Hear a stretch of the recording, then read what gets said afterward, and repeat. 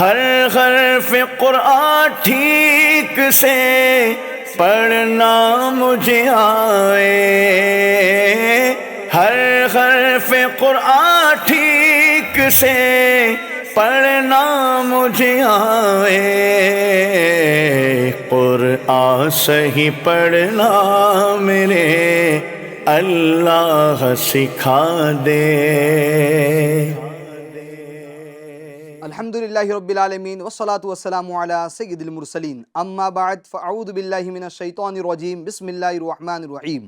الصلاة والسلام علیک یا رسول اللہ وعلی آلک واصحابک یا حبیب اللہ، الصلاة والسلام علیک یا نبی اللہ وعلی آلک واصحابک یا نور اللہ۔ الحمدللہ عز و جل FGN چینل کے ناظرین، پھر ہم ایک مرتبہ اپنا پیارا سلسلہ آؤ قرآن سیکھے آپ کے لیے لے کر حاضر ہوئے۔ انشاءاللہ عز و جل آج ہم اپنے پروگرام کے اندر سبق نمبر 4 کی ہم ایکسرسائز مشق کریں گے، اس کو pڑھیں گے۔ آئیے سبق کا باقاعدہ آغاز کرنے سے پہلے درود شریف کی فضیلت سن لیتے ہیں۔ مصطفیٰ جان رحمت، شمع بزم ہدایت، نوشہ بزم جنت، سراپا جود و سخاوت، صلی اللہ تعالی علیہ وآلہ وسلم کا فرمان ہے، برکت نشان ہے، جس نے مجھ پر دن بھر میں 50 مرتبہ درود پاک پڑھا، کل قیامت کی دن میں اس سے مصافحہ کروں گا۔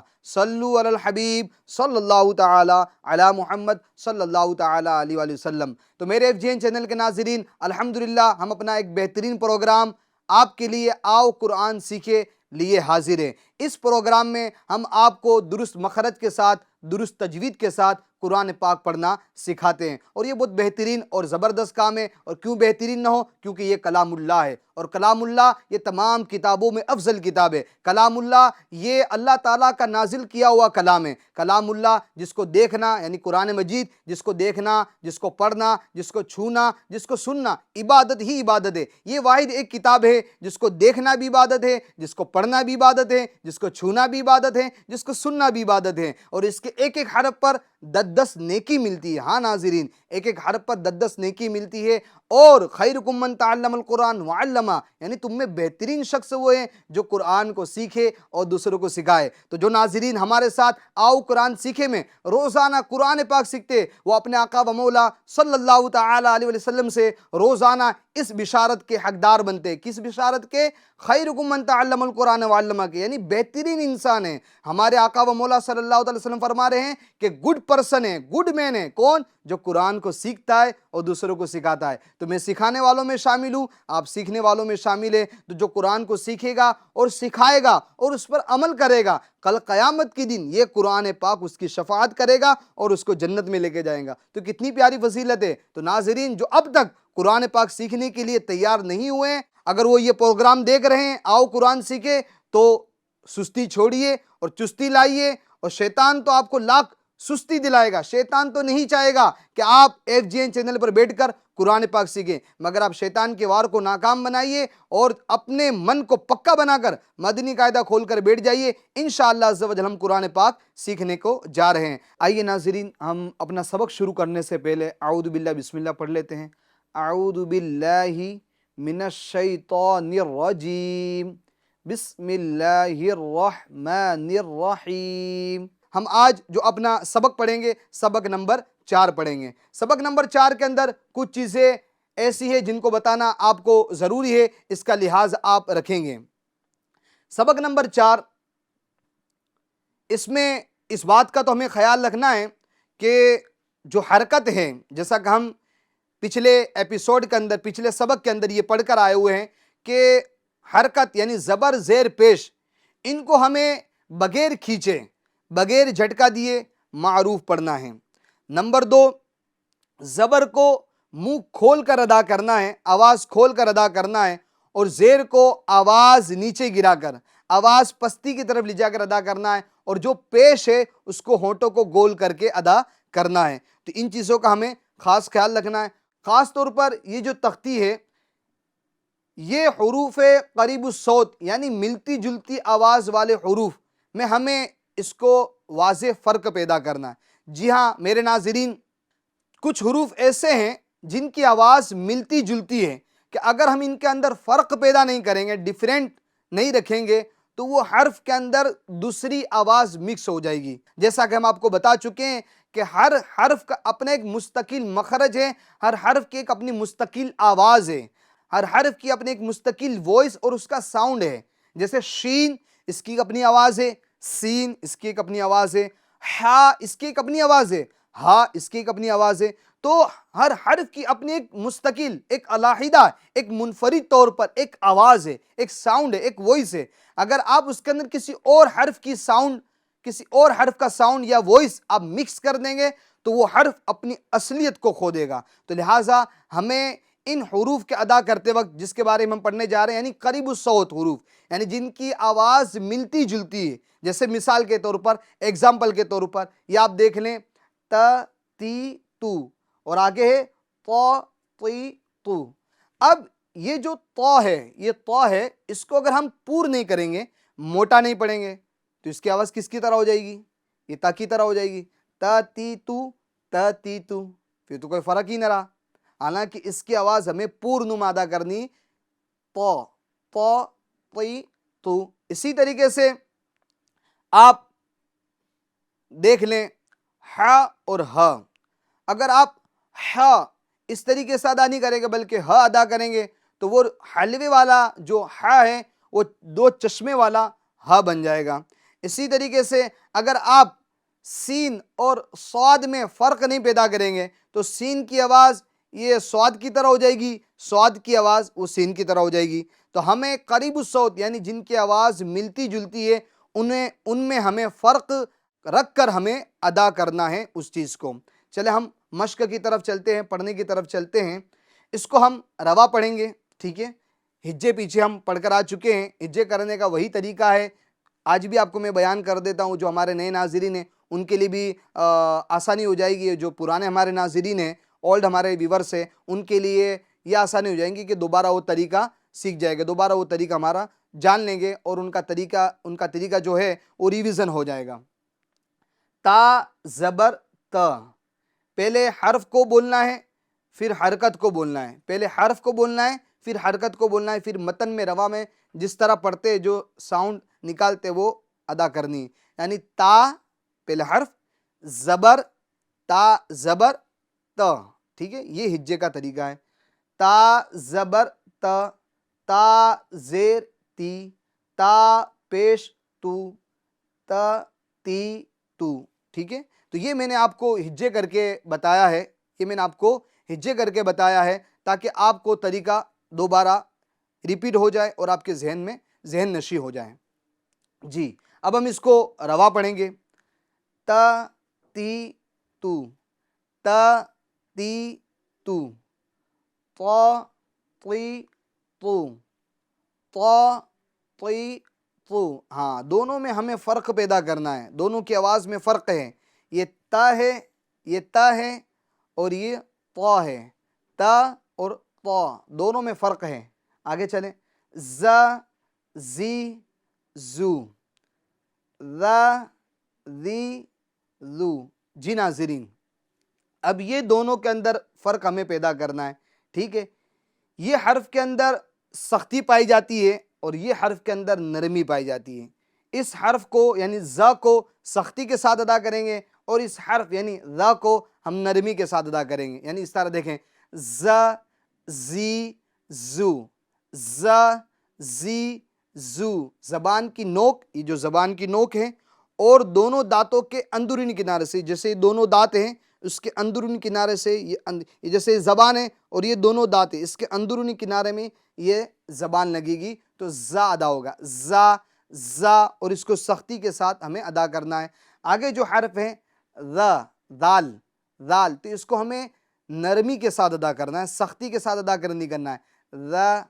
ذی ذو، تو ان دونوں میں فرق یہ ہے، اگر آپ نے دال کے اندر سختی پیدا کر دی، ز زی زو، تو پھر ظاہر سی بات ہے یہ اپنی آواز کھو دے گا، تو ہمیں اس کو نرمی کے ساتھ پڑھنا ہے۔ ز زی زو، ذ ذی ذو۔ آگے چلتے ہیں حرف ضا کی طرف، ضا وی ضو، ث ثی ثو۔ اچھا، اب ہمیں ان دونوں کے اندر فرق پیدا کرنا ہے، ذال اور ضا میں۔ ذال اور وا کا مخرج تو ایک ہے، ذال اور وا کا مخرج ایک ہے، مگر دونوں میں فرق کیا ہے کہ ذال کے اندر پور کی صفت نہیں پائی جاتی اور وا کے اندر پور کی صفت پائی جاتی ہے، یعنی ذال کو ہمیں پور نہیں کرنا ہے اور وا کو ہمیں پور کرنا ہے، تو یہ دونوں میں فرق ہمیں پیدا کرنا ہے۔ تو یہ قریب الصوت ہے، ان کی آواز ملتی جلتی ہے کہ اگر آپ نے اس کے اندر فرق پیدا نہیں کرا تو ذال وا ہو سکتا ہے اور وا یہ ذال ہو سکتا ہے۔ تو وا کو اگر آپ پور نہیں کریں گے یعنی ذا ذی ذو، تو یہ ظاہر سی بات ہے یہ تو ذال کا ساؤنڈ ہو گیا، ذال کی آواز ہو گئی، ٹھیک ہے، تو ہمیں اس کو پور کرنا ہے، پور کریں گے تو یہ ذال کی آواز پیدا نہیں ہوگی۔ آگے چلتے ہیں، ثا سی سو، سا سی سو۔ اچھا یہ جو ثا ہے اور سین سا ہے، یہ دونوں میں ہمیں فرق پیدا کرنا ہے۔ یہ اگر ہم فرق پیدا نہیں کریں گے تو جیسے ثا ہے، ثا کے اندر نرمی پائی جاتی ہے، ثا کو ہمیں نرمی سے ادا کرنا ہے، اگر آپ اس کے اندر نرمی نہیں برتیں گے، کیونکہ یہ نرمی اس کی صفت ہے، اس کی خوبی ہے، اگر آپ اس کے اندر نرمی نہیں برتیں گے سا سی سو تو اس کے اندر سین کی آواز پیدا ہو جائے گی، تو پھر یہ حرف اپنی اصلی آواز کھو دے گا جو اس کی اپنا اصلی ساؤنڈ ہے، یعنی سا سی سو، یہ اپنی اصلی آواز کھو دے گا اگر آپ اس کے اندر سختی برت دیں گے، ٹھیک ہے، یعنی سا سی سو، یہ سیٹی والی آواز اس حرف میں نہیں نکلنی چاہیے، ٹھیک ہے، تو اس حرف کو اور اس حرف میں ہمیں فرق پیدا کرنا ہے۔ اچھا آگے چلتے ہیں ہم، سا سی سو، جی اب ان دونوں میں ہمیں فرق پیدا کرنا ہے، یہ سین ہے اور یہ صاد ہے، ٹھیک ہے، دونوں کا مخرج ایک ہی ہے، دونوں کے نکلنے کی جگہ ایک ہی ہے، مگر دونوں میں فرق کیا ہے؟ دونوں میں فرق یہ ہے کہ سین اس کو باریک پڑھیں گے اور صاد اس کو پور یعنی موٹا پڑھیں گے، یہ دونوں میں فرق ہے، ٹھیک ہے، اس کے اندر بھی سیٹی کی خوبی پائی جاتی ہے، اس کے اندر بھی سیٹی کی خوبی پائی جاتی ہے، اس کو بھی سختی کے ساتھ پڑھنا ہے، اس کو بھی سختی کے ساتھ پڑھنا ہے، دونوں میں فرق یہاں پر ہوگا کہ یہ سین حرف ہے، اس کو باریک پڑھیں گے اور اس کو پور پڑھیں گے۔ اب دیکھیں آپ سواد کو اگر پور نہیں پڑھتے ہیں، سواد کو اگر آپ موٹا نہیں پڑھتے ہیں تو پھر یہ سین والی اس کی آواز ہو جائے گی، جیسے اگر آپ اس کو سو کی جگہ پر سا بولیں یعنی پور نہ کریں تو ظاہر سی بات ہے سا اس کی آواز ہو جائے گی، تو یہ دونوں میں ہمیں فرق پیدا کرنا ہے۔ تو یہ ہم جو سبق پڑھ رہے ہیں وہ قریب الصوت یعنی وہ حروف جن کی آواز ملتی جلتی ہے تو ان کے اندر ہمیں فرق پیدا کرنا ہے، ڈیفرنس پیدا کرنا ہے، اگر ہم فرق پیدا نہیں کریں گے، امتیاز پیدا نہیں کریں گے تو جو حرف اپنی اصلی آواز وہ کھو دے گا، تو اس لیے ہمیں اس کو سین کو باریک پڑھنا ہے اور صاد کو ہمیں پور کرنا ہے۔ دوبارہ ہم پڑھ لیتے ہیں، سا سی سو اور صاد سا سی سو، ہاں یاد رکھیں حروف مستعلیہ کو تو ہر حال میں ہمیں پور پڑھنا ہے کیونکہ صاد یہ حروف مستعلیہ میں سے، ہاں اس کو پور کرتے وقت ہونٹوں کا سہارا نہیں لینا ہے، یعنی ہونٹوں کو گول نہیں کرنا، اس طرح نہیں، سا سی سو، ہاں پیش میں ہونٹ گول ہوگے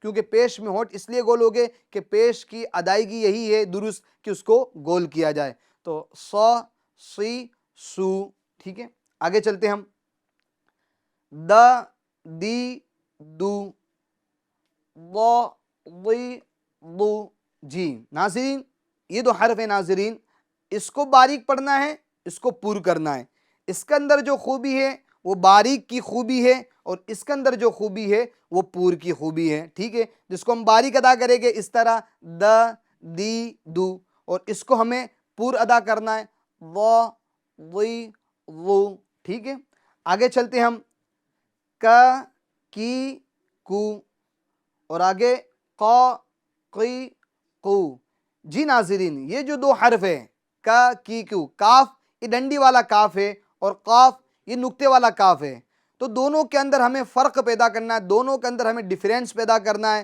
کہ کاف کو ہمیں باریک پڑھنا ہے اور قاف کو ہمیں پور پڑھنا ہے، کاف کے اندر یہ باریک والی خوبی ہے، قاف کے اندر یہ پور والی خوبی ہے، تو ہمیں ان دونوں کے اندر ڈیفرنس پیدا کرنا ہے، فرق پیدا کرنا ہے، ٹھیک ہے، میں پڑھ کر بتا دیتا ہوں، کا کی کو اور جو یہ حرف قاف ہے دو نقطوں والا اس کو پور کرنا ہے، قا قی قو، جی تو یہ حروف یہ حرف جو قاف ہے اس کو ہمیں پور پڑھنا ہے، پور کیوں پڑھنا ہے؟ کیونکہ یہ حروف مستعلیہ میں سے اور حروف مستعلیہ کتنے ناظرین؟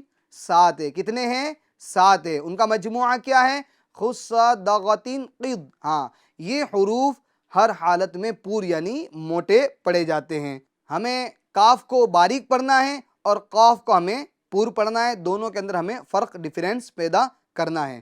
جی آگے چلتے ہم. ہ ہی ہو. ٹھیک ہے. ح ہی ہو. جی دونوں کی آواز میں ہمیں فرق پیدا کرنا ہے.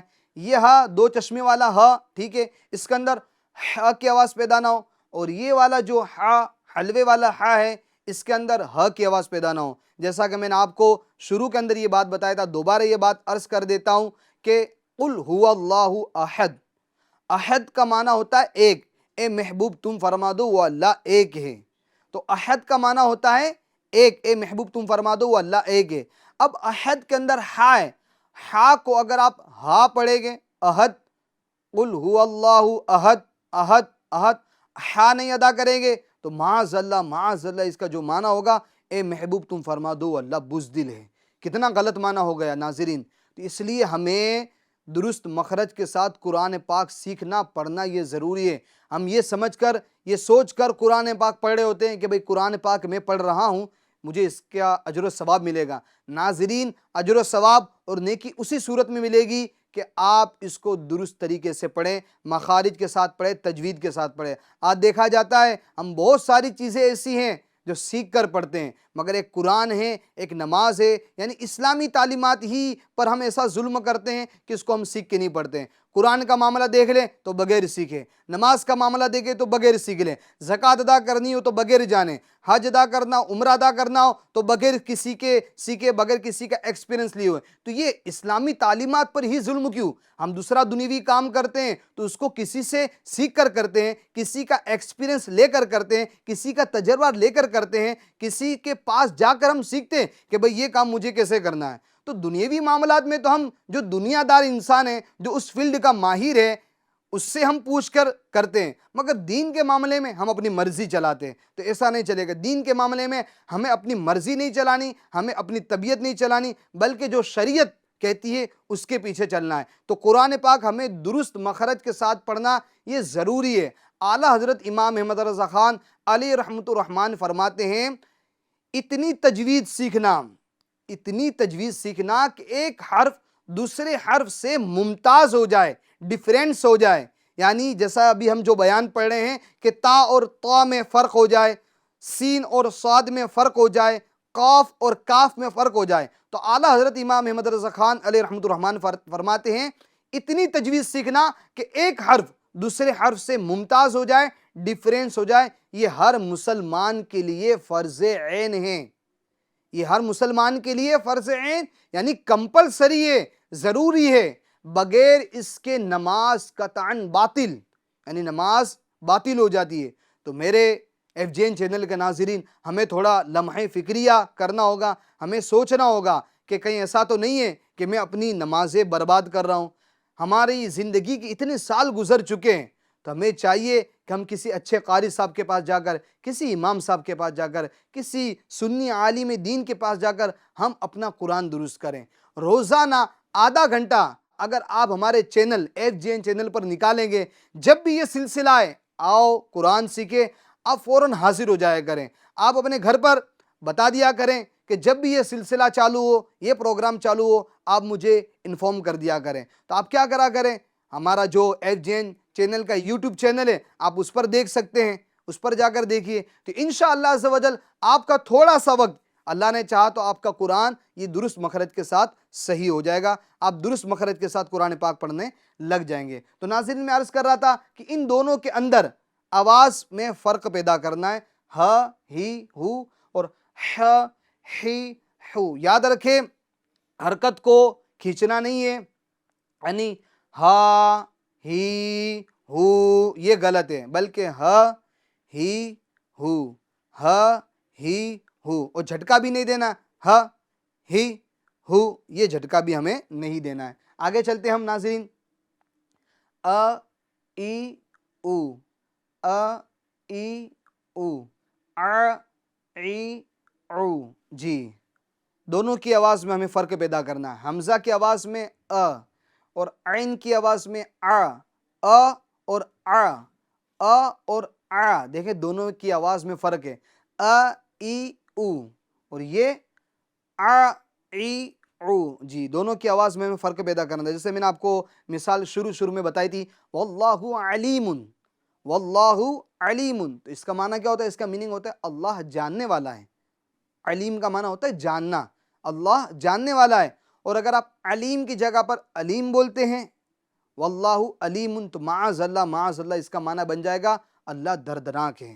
تو دیکھیں میرے ایف جین چینل کا ناظرین، کتنی یعنی کہ یہ غور کرنے کا مقام ہے کہ ہماری تھوڑی سی بے توجہی، ہماری تھوڑی سی لاپرواہی، ہماری تھوڑی سی بھی سستی، سمجھو قرآن پاک کو ہم غلط پڑھنے لگ جاتے ہیں۔ تو ناظرین برائے کرم ہم اپنی زندگی پر تھوڑا ترس کھائیں، کیونکہ یہ زندگی تو تھوڑی سی ہے، ہمیں کل قیامت کے دن اللہ کی بارگاہ میں حاضر ہو کر اپنی زندگی کا جواب دینا ہے۔ تو لہٰذا ہمیں روزانہ کچھ نہ کچھ ٹائم قرآن پاک کو درست کرنے کے لیے نکالنا چاہیے۔ تو ناظرین ہم ان دونوں کی آواز میں فرق پیدا کرنا ہے۔ اگر فرق نہیں پیدا کریں گے، ڈیفرنس نہیں رکھیں گے دونوں کے ساؤنڈ میں، دونوں کی وائس میں، تو میں نے ابھی جو آپ کو ایک مثال دے کر سمجھایا کہ کیسے معنی بگڑ جاتا ہے، کیسے معنی بالکل خراب ہو جاتا ہے، تو ہمیں ان دونوں کی آواز میں فرق پیدا کرنا ہے۔ آگے چلتے ہیں، خا، خی، خو، غا، غی، غو، جی دونوں حرف کو ہمیں پور پڑھنا ہے، خا، خی، خو۔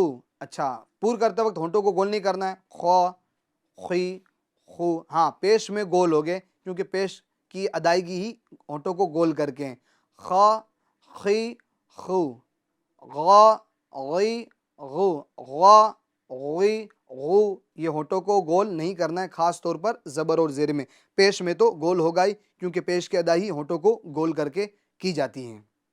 آگے چلتے ہیں، ب، بی، بو، م، می، مو، جی پڑھ کر بھی بتا دیتا ہوں، ب، بی، بو، م، می، مو۔ یاد رکھیں یہ جو ب ہے یہ دونوں ہونٹوں سے ادا ہوگا، مگر تر حصے سے ادا ہوگا۔ تر حصہ مطلب گیلا حصہ، جو ہونٹوں کا یہ اندر والا حصہ ہے اس کو تر حصہ بولتے ہیں، جو ہونٹوں کا اندر والا حصہ ہے اس کو تر حصہ بولتے ہیں۔